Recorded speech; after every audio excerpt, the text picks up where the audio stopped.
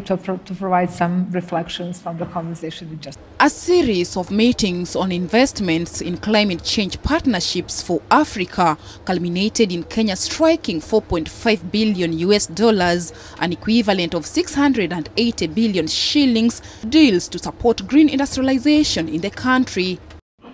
We are rewriting the narrative about what Africa truly stands for.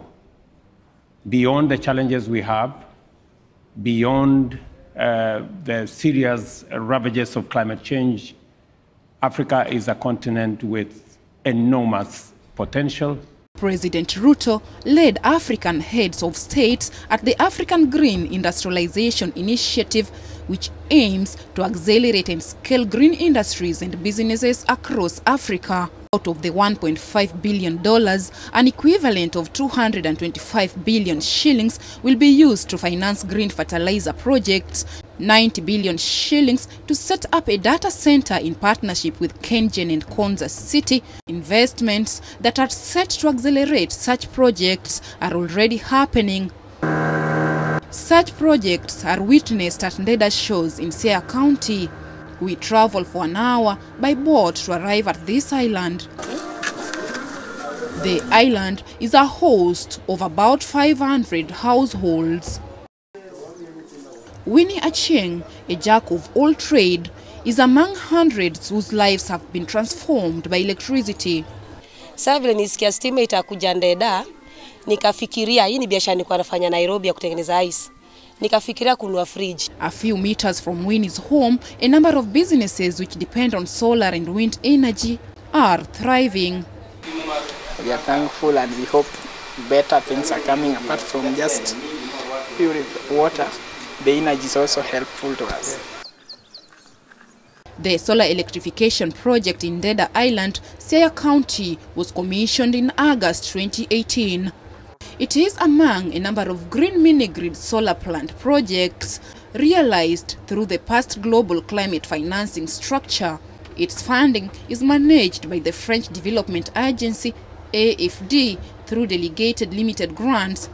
AFD works with private investors with locally registered companies. The electricity within the island is generated by solar and integrated with wind turbine installation, with the distribution network being approximately 2 kilometers spread around the community, currently serving 405 customers, incorporating businesses and households. The estimated number of households in Ndeda Island is more than 1,000, and we only have around 405.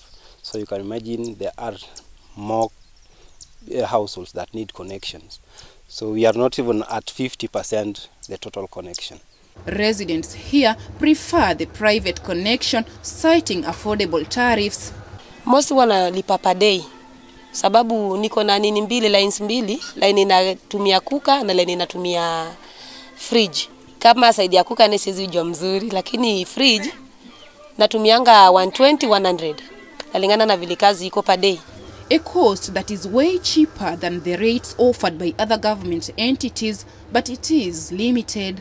Because we were funded and given some kind of a subsidy from AFD, we really reduced the connection fee to 500 shillings per connection per household. The government of Kenya supports green energy activities, and the deals reached at the climate change conference may be the game changer towards access to cheaper electricity. And as Kenya cheers the billions invested, other African climate stakeholders are questioning the irony of prioritizing green energy funding in African countries against the backdrop of extreme climatic weather conditions which have left many stranded. The stakeholders argue that misplaced priorities may make Africa miss out on funding that should address damages caused by extreme climate change effects that continue to ravage the continent. Agnes Oloo, Citizen TV, Dubai.